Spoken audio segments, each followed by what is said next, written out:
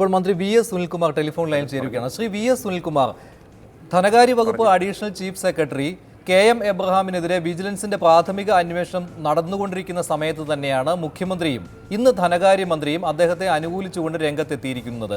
അദ്ദേഹത്തിൽ സർക്കാരിന് നല്ല വിശ്വാസമാണ്, നല്ല ഉദ്യോഗസ്ഥനാണ് അദ്ദേഹം എന്ന് പറഞ്ഞുകൊണ്ട്. മാത്രമല്ല, ധനമന്ത്രി പറയുകയുമുണ്ടായി, സെബിയിൽ അംഗമായിരിക്കുന്ന സമയത്ത് സഹാറ ഗ്രൂപ്പിനെതിരെയുള്ള നടപടികൾക്ക് തുടക്കം കുറിച്ചത് അദ്ദേഹമാണ്. സ്തുത്യർഹമായ സേവനം സെബി അംഗം എന്ന നിലയിൽ സഹാറ ഗ്രൂപ്പിനെതിരെ അദ്ദേഹം സ്വീകരിക്കുകയും ചെയ്തിട്ടുണ്ട് എന്ന്. അന്വേഷണ ഘട്ടത്തിൽ ഇത്തരം പരാമർശം സർക്കാരിന്റെ ഭാഗത്തു നിന്നുണ്ടാകുന്നത് ശരിയാണോ?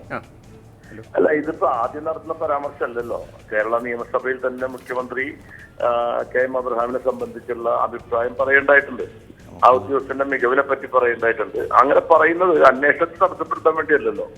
ഗവൺമെന്റ് പറഞ്ഞിരിക്കുന്ന കാര്യം ഇദ്ദേഹത്തിന്റെ മുൻകാല ചെയ്തികളെ സംബന്ധിച്ചുള്ള ഗവൺമെന്റ് അഭിപ്രായം വെച്ചുകൊണ്ടാണല്ലോ അദ്ദേഹത്തെ ഇപ്പൊ ധനകാര്യ സെക്രട്ടറിയാക്കി വെച്ചിരിക്കുന്നത്. അഡീഷണൽ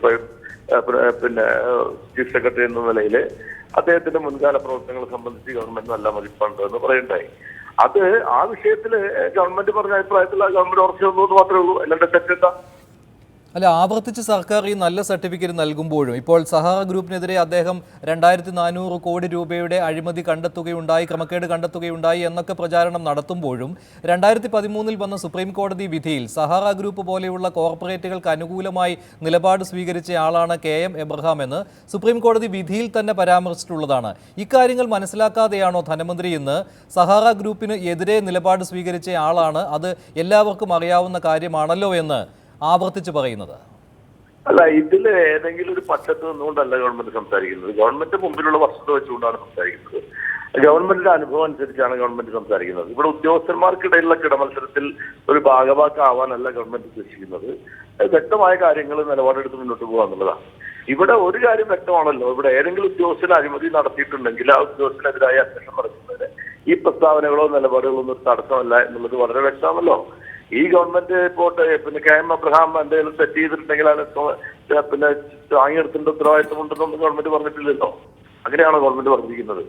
ഗവൺമെന്റ് പറഞ്ഞിരിക്കുന്ന കാര്യങ്ങൾ എന്തെങ്കിലും തെറ്റുണ്ടെങ്കിൽ ചൂണ്ടിക്കാണിച്ചോളൂ. പിന്നെ നിങ്ങളിപ്പോ ഈ പറയുന്ന സഹാറ കേസുമായി ബന്ധപ്പെട്ടുകൊണ്ട് സുപ്രീം കോടതിയുടെ വിധിയിൽ അങ്ങനെ പരാമർശമുള്ളതായിട്ട് ഗവൺമെന്റ് സത്യത്തിൽ ഇതുവരെപ്പെട്ടിട്ടില്ല. ഇനിയിപ്പോ നിങ്ങൾ പുറത്തു കൊണ്ടുവന്നിരിക്കുന്ന വിവരങ്ങൾ എന്താണെന്ന് എനിക്കറിയില്ല. എനിക്കും അറിയില്ല അതിനെ സംബന്ധിച്ച്. അങ്ങനെ സഹാറ ഗ്രൂപ്പുമായി ബന്ധപ്പെട്ടുള്ളതല്ല. അദ്ദേഹം സെബി അംഗമായിരുന്ന സമയത്ത് അന്നത്തെ സെബി ചെയർമാനെ മാറ്റണം എന്നാവശ്യപ്പെട്ട് പ്രധാനമന്ത്രിക്ക് കത്ത് നൽകുകയും അതിനുശേഷം ഒരു പൊതുതാൽപര്യ ഹർജി പരിഗണനയ്ക്ക് വന്നപ്പോൾ ആ ഹർജിയിലാണ് ആ ഹർജിയിലെ വിധിയിലാണ് ഇദ്ദേഹത്തിന്റെ കത്ത് തള്ളിക്കൊണ്ടുള്ള പരാമർശം സുപ്രീം കോടതി നടത്തിയത്. അതിലാണ് സഹാറ ഗ്രൂപ്പിന് വേണ്ടി നിലകൊണ്ടിട്ടുള്ള ഒരാളാണ് എന്ന പരാമർശം വന്നതും. ഇത് ധനമന്ത്രി അറിഞ്ഞു കാണില്ല അല്ലേ? അല്ല, അങ്ങനെ ഒരിക്കലും സംഭവിക്കാൻ വഴിയില്ല. സഹാറ ഗ്രൂപ്പിന്റെ ആ കേസിന്റെ വിധിയിൽ സഹാറ ഗ്രൂപ്പിനെതിരായിട്ടുള്ള കേസിന്റെ വിധിയിൽ കെ.എം. എബ്രഹാമിന് പങ്കുള്ളതായിട്ട് മാത്രമാണ് നമുക്കറിയുന്നത്. അതൊരു യാഥാർത്ഥ്യമാണല്ലോ. പിന്നെ സുപ്രീം കോടതി അദ്ദേഹത്തിന്റെ ഏതോ ഒരു കേസിൽ സഹാറ ഗ്രൂപ്പിന് അനുകൂലമായി അദ്ദേഹത്തിന് നിലപാടെടുത്തയാളാണ് പരാമർശിച്ചത് എന്ന് പറയുന്നത് എന്റെ അറിവിൽ ഇതുവരെ ഇല്ല. നിങ്ങൾക്ക് എങ്ങനെ അറിവ് കിട്ടിയെന്ന് എനിക്കറിയില്ല. ഉണ്ടെങ്കിൽ പരിശോധിക്കാം. ഈ അന്വേഷണത്തിലെ പിഴവ് ഒഴിവാക്കാൻ വേണ്ടി ചില സീറോ മിസ്റ്റേക്ക് സ്ട്രാറ്റജിയൊക്കെ വിജിലൻസ് ഡയറക്ടർ അവലംബിക്കുന്നുണ്ട്. പക്ഷേ കെ.എം. എബ്രഹാമിന്റെ കാര്യത്തിൽ എന്തോ പാകപ്പിഴ വിജിലൻസ് ഡയറക്ടർക്ക് സംഭവിച്ചു എന്നല്ലേ? അതുകൊണ്ടല്ലേ അന്വേഷണ ഉദ്യോഗസ്ഥനെതിരെ കാരണം കാണിക്കൽ നോട്ടീസ് അദ്ദേഹം നൽകിയിരിക്കുന്നത്? ഇപ്പൊ നിങ്ങളിപ്പോ ഈ അങ്ങനെ ഒരു നിഗമനം എന്നെ ചോദിക്കുമ്പോൾ നേരത്തെ പറഞ്ഞതിന് വിരുദ്ധമായ കാര്യമാണ് ഇപ്പൊ നിങ്ങൾ എന്നോട് ചോദിക്കുന്നത്. ഒരു അന്വേഷണം നടന്നുകൊണ്ടിരിക്കുമ്പോ അത് തെറ്റുപറ്റിയെന്ന് എന്നെ കൊണ്ട് പറയിപ്പിക്കുന്നത് ശരിയാണോ? അങ്ങനെ ഒരു ഉദ്ദേശം എന്തായാലും എന്റെ കയ്യിലില്ല. അല്ല, ഞാൻ നിങ്ങളെ ഉദ്ദേശിച്ചുകൊണ്ട് പറയില്ല. ഞാൻ നേരത്തെ പറഞ്ഞ വാദഗതി അനുസരിച്ച് ഈ കെ.എം. എബ്രഹാമിന്റെ വിജിലൻസ് ഡയറക്ടർക്ക് തെറ്റുപറ്റി എന്ന് നമ്മൾ വ്യാഖ്യാനിക്കുന്നത് ശരിയാണോ? അന്വേഷണം നടക്കട്ടെ. ഞങ്ങള് അതിന്റെ ഗവൺമെന്റ് മുഖ്യമന്ത്രി പറഞ്ഞല്ലോ, കെ.എം. എബ്രഹാമിന്റെ വീട്ടിൽ പോയി റെയ്ഡ് നടത്തിയതിന്റെ സംബന്ധിച്ച് ചില പാകപ്പിഴകൾ ഉണ്ടായിട്ടുള്ള മനസ്സിലായിട്ടുണ്ട്. ആ ഉദ്യോഗസ്ഥന്റെ വിശദീകരണം ചോദിച്ചിട്ടുണ്ട്. ആ ഉദ്യോഗസ്ഥന്റെ വിശദീകരണം കിട്ടി കഴിഞ്ഞാൽ അതിന്റെ അടിസ്ഥാനം പറയും. മുഖ്യമന്ത്രി തന്നെ ഇക്കാര്യം സമ്മതിച്ചതാണ്. കെ.എം. എബ്രഹാമിന്റെ കത്താണ് മുഖ്യമന്ത്രി പരിഗണിച്ചത്, അല്ലാതെ അന്വേഷണം നടത്താൻ പോയ ഉദ്യോഗസ്ഥന് അനുകൂലമായ നിലപാടല്ല. അവിടെ ഒരു തെറ്റ് പറ്റിയിട്ടുണ്ട് എന്ന കാര്യം മുഖ്യമന്ത്രി തന്നെ സമ്മതിച്ചതാണല്ലോ. അല്ല, അവിടെ തെറ്റ് പറ്റിയെന്ന് പറഞ്ഞല്ലോ. ആ തെറ്റ് പറ്റിയത് ഇന്ന കാരണമാണെന്ന് മുഖ്യമന്ത്രി വ്യക്തമായിട്ടില്ലല്ലോ. തെറ്റ് പറ്റിയെന്ന് ഞങ്ങൾ ബോധ്യപ്പെട്ടതിന്റെ അടിസ്ഥാനത്തിലാണ് ഞങ്ങൾ അത് അന്വേഷിക്കാൻ വിദ്യാർത്ഥി ചോദിച്ചിരിക്കുന്നത്. വിദ്യാർത്ഥി കേട്ടാലാണല്ലോ ഗവൺമെന്റ് തെറ്റ് പറ്റിയെന്നുള്ള നിഗമനം ശരിയാണോ അല്ലയോ എന്ന് കൂടി പരിശോധിക്കാമല്ലോ. എന്തായാലും പൊതുവായി ഈ വിജിലൻസിന്റെ കണ്ണിൽ നിന്നും വിജിലൻസിന്റെ പിടിയിൽ നിന്നും കെ.എം. എബ്രഹാമിനെ മോചിപ്പിക്കുവാനുള്ള ഒരു നീക്കം സർക്കാരിന്റെ ഭാഗത്തു നിന്നുണ്ടാകുന്നുണ്ടോ? അതാണോ ഈ ആവർത്തിച്ചുള്ള സർട്ടിഫിക്കറ്റ് കെ എം എബ്രഹാമിന് വേണ്ടി സർക്കാർ നൽകുന്നത്. ആരെങ്കിലും വിചാരിച്ചാൽ സൂക്ഷിക്കാനോ, ആരെങ്കിലും വിചാരിച്ചാൽ ഗവൺമെന്റ് എന്ന നിലയിൽ മനഃപൂർവ്വം രക്ഷിക്കാനോ ഗവൺമെന്റ് ഉദ്ദേശിച്ചില്ല. ആരെങ്കിലും കെ എം എബ്രഹാമിനെ എന്നല്ല ഏതെങ്കിലും ഉദ്യോഗസ്ഥനെ മനഃപൂർവ്വം സൂക്ഷിക്കാൻ ഏതെങ്കിലും ശക്തികൾ ശ്രമിക്കുന്നുണ്ടെങ്കിൽ അതും ഗവൺമെന്റ് അംഗീകരിക്കുന്നില്ല. ഏതെങ്കിലും ആളുകൾക്ക് വേണ്ടി അല്ല കെ എം എബ്രഹാം ഒരു തെറ്റ് ചെയ്തതിനു ശേഷം ആ തെറ്റിനെ ന്യായീകരിച്ച് കെ എം എബ്രഹാമിനെ എന്നല്ല ഒരു ഉദ്യോഗസ്ഥനെ സംരക്ഷിക്കാൻ ഗവൺമെന്റ് ഉദ്ദേശിക്കുന്നില്ല. ശരി, നന്ദി ശ്രീ വി എസ് സുനിൽകുമാർ പ്രതികരിച്ചതിന്. ശ്രീ ജോമൻ പുത്തമ്പുരക്കൽ, സുനിൽകുമാറിന്റെ ഈ വാദഗതികൾ താങ്കൾ അംഗീകരിക്കുന്നുണ്ടോ? അല്ല, അത് മന്ത്രി എന്ന നിലയിൽ അദ്ദേഹത്തിൻ്റെ പരിമിതിയിൽ നിന്നുകൊണ്ട് അദ്ദേഹം പറയുന്നത് അതിലേക്കൊന്നും ഞാൻ ഇതിൽ നിന്നും അഞ്ജുഷ നമ്മൾ മനസ്സിലാക്കേണ്ടത് ഈ പറയുന്ന മുഖ്യമന്ത്രി പറയുന്ന നിയമസഭയിലാണ്. അദ്ദേഹത്തിന് നിയമസഭയിൽ ഒരു പരിരക്ഷയുണ്ട്. പക്ഷേ മന്ത്രി ഐസക്ക് പറഞ്ഞ നിയമസഭയ്ക്ക് പുറത്താണ്. അത് രണ്ടും രണ്ടായിട്ട് കാണണം. നിയമസഭയ്ക്കകത്ത് എന്തും പറയാം, അതിനൊരു പരിരക്ഷയുണ്ട്. ഇത് ഐസക്ക് ആവർത്തിച്ച് പറഞ്ഞത് ഇന്നലെ ഞാൻ ഒരു ഗൗരവമായൊരു പ്രധാന ചാനലിൽ കൂടെ പറഞ്ഞിരുന്നു. ഈ ഐസക്കിനെതിരെയുള്ള ആരോപണം. അതിന് എന്താ കാര്യം, ഐസക്കിന് ഏറ്റവും വേണ്ടപ്പെട്ട ആൾക്ക് 45 ലക്ഷം രൂപ കൊടുത്തു. അപ്പോൾ ആ ഉദ്ദേശകാരി ഉപകാര സ്മരണയ്ക്ക് ആ സ്നേഹം കൊണ്ടാണ് അദ്ദേഹം നല്ലവനാണെന്ന് പറഞ്ഞത്. പക്ഷേ അങ്ങനെ പറയുമ്പോൾ ഒരു വിജിലൻസ് അന്വേഷണം നേരിടുകയും സഹറ പോലുള്ള ഗ്രൂപ്പിൽ സഹായിച്ചു എന്ന് സുപ്രീം കോടതി വിധി നിലനിൽക്കുന്ന അദ്ദേഹം അറിയുന്നില്ല. ഈ എല്ലാ മന്ത്രിമാർക്കും, ഇപ്പോൾ ഈ സുനിൽകുമാർ അടക്കം മുഖ്യമന്ത്രി എല്ലാവർക്കും ഈ സുപ്രീം കോടതി ജഡ്ജ്മെൻറ്റ് ശ്രീ ജേക്കബ് ജോളി അടക്കമുള്ളവർക്ക് ഫോട്ടോസ്റ്റാറ്റ് എടുത്ത് എൻ്റെ സ്വന്തം ചിലവിൽ കൊടുക്കുന്നുണ്ട്. അന്ന് അവർ മനസ്സിലാക്കട്ടെ. അപ്പം അദ്ദേഹം എൻ്റെ സുഹൃത്ത് ശ്രീ ജേക്കബ് ജോളി തന്നെ പറഞ്ഞു, ഈ ടോം ജോസും കെ എബ്രഹാമിനും മാത്രമാണ് അഴിമതിക്കാർ എന്ന് ചോദിച്ചു. അതുകൊണ്ട് ഞാൻ അതിനോട് യോജിക്കുന്ന ആളാണ്. അദ്ദേഹത്തിൻ്റെ അറിവിലേക്ക് പറയുകയാണ്. 2015 കഴിഞ്ഞ വർഷം മെയ് 29 ഇവിടുത്തെ ലോ ആൻഡ് ഓർഡറിൻ്റെ DGP ആയിട്ടുള്ള ശ്രീ KS ബാലസുബ്രഹ്മണ്യൻ അദ്ദേഹത്തിൻ്റെ സ്വത്ത് വെളിപ്പെടുത്തണമെന്ന് ഞാൻ വിവരാവകാശം വെച്ച് ചീഫ് സെക്രട്ടറി ഓഫീസിൽ കൊടുക്കുകയും സ്വത്ത് വെളിപ്പെടുത്താൻ ചീഫ് സെക്രട്ടറി ഓഫീസ് തയ്യാറാവുകയും വെളിപ്പെടുത്താൻ വേണ്ടി ഉത്തരവിടുകയും ചെയ്തു. അതിനെതിരെ അദ്ദേഹം ഞാൻ ഈ പറഞ്ഞ ഡേറ്റിൽ തന്നെ ഒരു കത്ത് ചീഫ് സെക്രട്ടറി കൊടുത്തിരിക്കുക, എൻ്റെ സ്വത്ത് വെളിപ്പെടുത്തിയാൽ മാവോയിസ്റ്റുകൾ എന്നെ വെടിവെച്ച് കൊല്ലും, അതുകൊണ്ട് പാടില്ല. ഒരു IAS ഉദ്യോഗസ്ഥൻ DGP ഒരു DGP IPS ഉദ്യോഗസ്ഥൻ പറയണം. അദ്ദേഹത്തിൻ്റെ സ്വത്ത് ഓൾറെഡി കേന്ദ്ര ഗവൺമെൻറ് പേഴ്സണൽ മന്ത്രാലയത്തിൻ്റെ വെബ്സൈറ്റിലുണ്ട്. അപ്പോൾ അദ്ദേഹം അങ്ങനെ പറയുമ്പോൾ, അങ്ങനെ പറയുന്ന ഇടത്താണ് പറയുന്നത് ഭയങ്കര സഹകരണമാണ് ഈ IASകാർ IPSകാർ. പക്ഷേ കെ എം എബ്രഹാം അതിന് തയ്യാറായിരുന്നു. അല്ല, തയ്യാറായപ്പോഴാണ് 6 വർഷത്തേക്ക് ഉള്ള എല്ലാ വർഷം ജനുവരി 1 കൊടുക്കണ്ട. ടോം ജോസിന്റെ ഇതുണ്ടല്ലോ, എന്റെ അറിവില് ടോം ജോസിന്റെ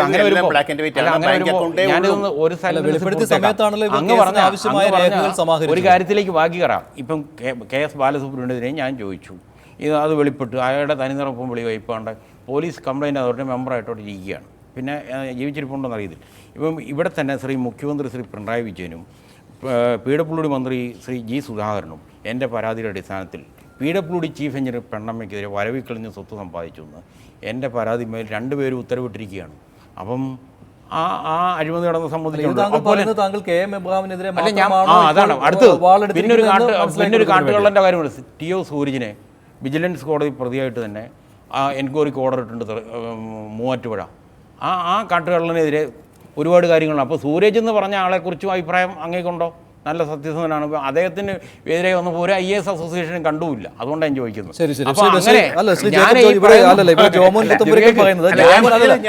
ജോമോൻ പറയുന്നത് ഈ കെ എം എബ്രഹാമിനെതിരെ മാത്രം ഞാൻ പറയാം. ഇപ്പോൾ നമ്മുടെ മുമ്പിൽ കെ എം എബ്രഹാമിന്റെയും ടോം ജോസിന്റെയും പേരാണ് ഉള്ളത്. നാളെ ഇനിയും വേറെ ഉദ്യോഗസ്ഥന്മാരെ എന്തെന്നാ പെണ്ണമ്മയോ മറ്റേതോ മറിച്ചതോ TO സൂരജ് നേരത്തെ ഇപ്പോൾ സൂരജിനൊന്നും അനുകൂലമായി ഒരു സർട്ടിഫിക്കറ്റ് കൊടുക്കാൻ ഞാൻ തയ്യാറല്ല. കാരണം ഒത്തിരി റിപ്പോർട്ടുകൾ വന്നു കഴിഞ്ഞു, യാതൊരു സംശയമില്ല. പക്ഷേ തിരുവനന്തപുരത്ത് വർഷങ്ങളായി B രാമചന്ദ്രൻ മുതലുള്ള IAS ഉദ്യോഗസ്ഥരെ എനിക്കറിയാം. ഞാൻ അവരുമായിട്ട് അടുത്ത് ഇപ്പോഴത്തെ ആൾക്കാരുമായിട്ടാണ്. ഇപ്പം ടോം ജോസിനെ അങ്ങനെ 2-3 തവണ കണ്ടിട്ടുള്ളൂ, കെ എം എബ്രഹാമിനെ 2 തവണ കണ്ടിട്ടുള്ളൂ.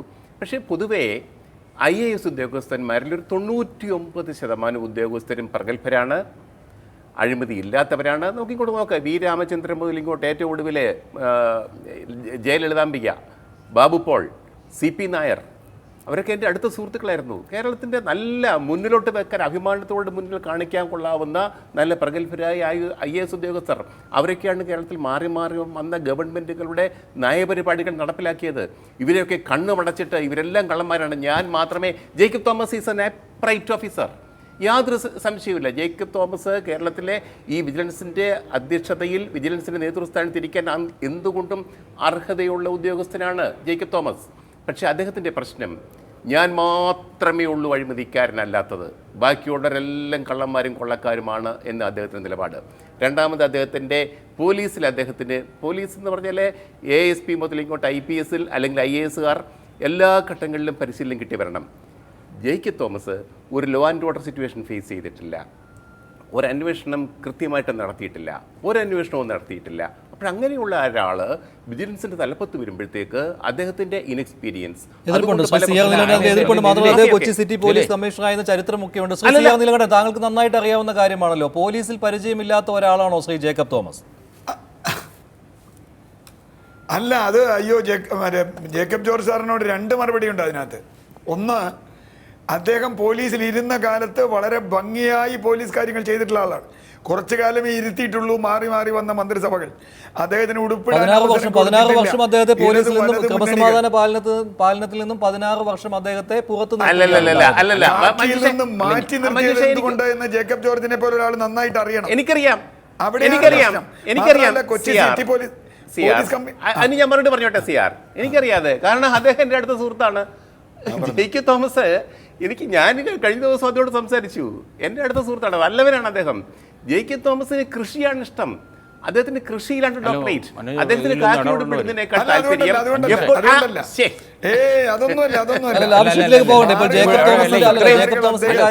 സുഹൃത്ത് ശ്രീ ജേക്കബ് തോമസ് ഇവിടെ ആവർത്തിച്ച് ചർച്ച തുടങ്ങിയപ്പോൾ ഒരു കാര്യം പറഞ്ഞാലും ഒരു തിരുത്തി ഞാൻ പറയാതിരിക്കാൻ നിവൃത്തിയില്ല. ഇവിടെ ഏതെങ്കിലും ഉദ്യോഗസ്ഥൻ നമുക്ക് അടുപ്പമുണ്ടെന്ന് പറഞ്ഞ ആ ആൾ സത്യസന്ധനാണെന്ന് ഒരാൾക്കും പറയാൻ പറ്റത്തില്ല, എനിക്കും പറ്റത്തില്ല, ആർക്കും. ഒരാൾ അഴിമതിക്കാരാണെന്ന് മുൻവിധിയില്ല. അതിനെ അന്വേഷിക്കണമെന്നുള്ള തെളിവ് കിട്ടിയത് വെച്ച് അന്വേഷിക്കുവാൻ വേണ്ടി ഞാൻ കൊടുത്തിട്ടുണ്ട്. ഇവിടെ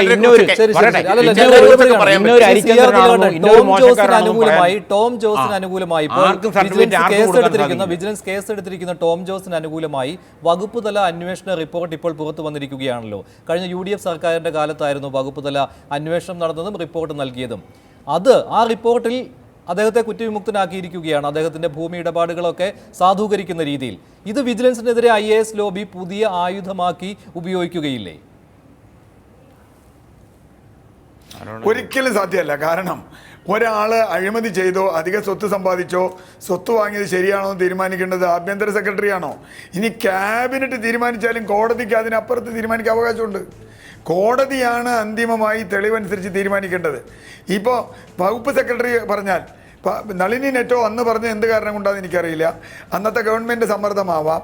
എന്തായാലും ആണെങ്കിലും അല്ലെങ്കിലും ഒരു കാരണവശാലും അതിന് കടലാസിൻ്റെ വില പോലുമില്ല.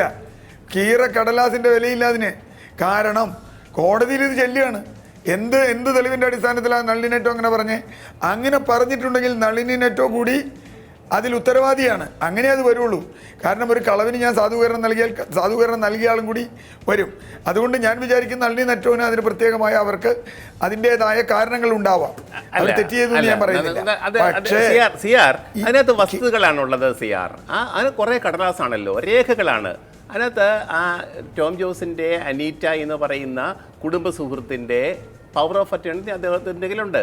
ആ സ്ത്രീയുടെ കയ്യിൽ നിന്ന് അദ്ദേഹം കാശ് കടം മേടിച്ചിട്ടുണ്ട്, എസ്റ്റേറ്റ് മേടിച്ചിട്ടുണ്ട്. അതിനകത്ത് എന്തെങ്കിലും പിഴപ്പിശകുണ്ടോ?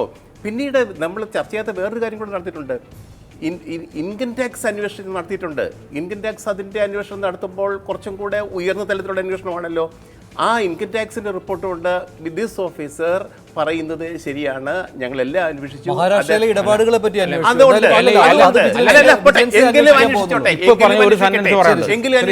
ഞാനിപ്പം ശ്രീ ജേക്കബ് ജോർജ് എൻ്റെ സുഹൃത്ത് പറഞ്ഞതെല്ലാം മുഖവിലേക്ക് എടുക്കും. എൻ്റെ ഒരു ചോദ്യം, അങ്ങയുടെ ഈ സുഹൃത്ത് രണ്ടുപേരോടും അങ്ങ് ഈ ചർച്ചയ്ക്ക് ശേഷം ഒരു ഉപദേശം അല്ല കെ ബ്രൗവും അല്ല പറയട്ടെ, എന്താണ് ഇവർ നിരപരാധിയാണ്, അവരുടെ എല്ലാ ഭാവം ക്ലിയർ ആണെങ്കിൽ പിന്നെ എന്തിനാ അവർ വിജിലൻസിനെ പേടിക്കണം? അവരുടെ അഗ്നിശുദ്ധി വരിച്ച് അവരെ ക്ലീനാക്കി അന്വേഷണം അവരുടെ ഭാഗം ക്ലീനാണ് എന്ന് ബോധ്യപ്പെടുത്താൻ ഒരു അവസരമായില്ലേ? അതിന് സഹകരിക്കുകയല്ലേ വേണ്ടത്? ഇവിടെ എല്ലാവരും സഹകരിക്കുന്നു പറഞ്ഞാൽ പിന്നെ ബാലസുബ്രഹ്മണ്യം പറയുന്നു എന്നെ വെടിവെച്ച് കൊല്ലും മാവോയിസ്റ്റുകൾ എന്ന് പറയുന്ന ഒരു ഗതികേട് കേരള സംസ്ഥാനത്ത് ഇവിടെ ആരെങ്കിലും അറിഞ്ഞോ? ഇടവേളയ്ക്ക് ശേഷം തിരിച്ചെത്താം.